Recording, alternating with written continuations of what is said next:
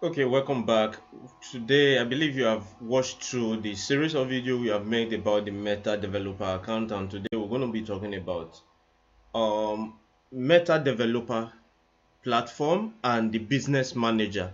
What are the differences and what can you create in each of them? We're going to look at the clear roles, actions, and the linkage between both of them. Okay, so if you are in doubt, uh, I could show you what each of them are. Okay, so this one is the business manager platform. Okay, you could see it's business.facebook.com. Then you have the Meta developer account, which is this that houses your application. So we are going to quickly look at what they are. So for the developer account, you create and configure apps. Let me show you clearly.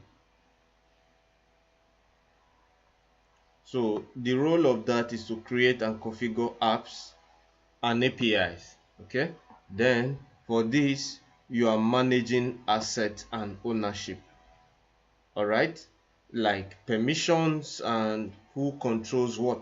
So that is more like you are granting permission and control for the business manager. Then when you come to the developer account, it manages app settings like keys, webhooks, and test modes. We're going to show you shortly what that is. And when you come to the manager, the business manager, it assigns roles and grant permission to people and apps. Okay, uh you grant permission to a particular account. What they can do, can they edit, you know delete roles and so many of others. You grant roles permission in that business manager. Then here in the developer account, you set up authentication, permissions, and app review. Authentication simply means, is this person permitted to, a login, if the credentials they provided match with what is in the database, then they are permitted to go ahead. All right, which is different from roles access. Okay, then this is typically register app, generate tokens, and run apps. Okay, this one controls asset level permission and billing, and its typical action: you add asset, assign roles, and link add account. So basically, in theory, this is what the difference is. So we're going to go back to our dashboard so that we can see how this all works together. So if we come back to our developer.facebook.com platform, you could see that we have some apps.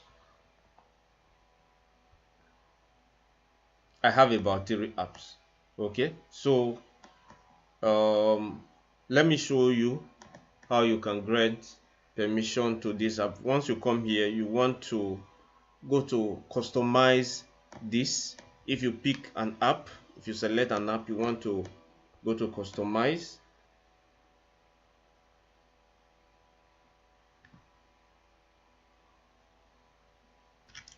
So once you are here, you can see, like I explained earlier, for the Meta developer account, which is developer, is for apps. Okay, so basically what lives here is your application, like I showed you earlier, the webhook. Okay, then API setup, and the tokens, which is in the configuration. So you could go ahead in your API setup to set that up. That is for your Meta developer account, and you could generate your token like I explained here. You link these up to your uh, from this a test number to your main number. Okay, then for the configuration, after you link that up, then you can send message after you have set up the webhook. Then you can as well configure your web app. Under the configure, you create your callback your verified token, you generate your callback URL, you input other fields like you add the messages, you subscribe to it, you turn it on, and then you go back to the other side, which is API setup. So this is what basically the meta developer do. If you go back to the business side, the business manager, this is where you generate your permanent token. You grant permission to the app. Okay, you can see assigned asset.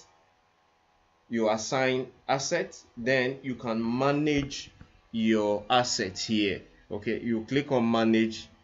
Right, let's just check what we have here. You see, we granted this full control. You can turn it off, then you can turn it on, or you can generate give individual access. Okay, but I just want to give this full access. Save it. You can do the same for others. You can do the same thing for others, right? Then you could check your installed app and as well view to know the permission you granted. Okay, what this app can do: WhatsApp business management and WhatsApp business messaging. That is what this can do. Then you can revoke your tokens. Okay, you can revoke your tokens here, and you can check for system users.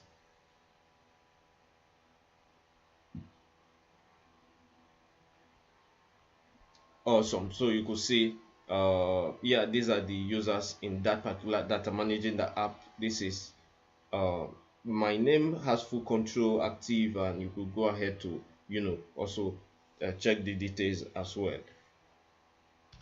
So in all, what lives in the business manager is the business part of things, like the WhatsApp account, which I've shown you. Okay, the account, then the system users.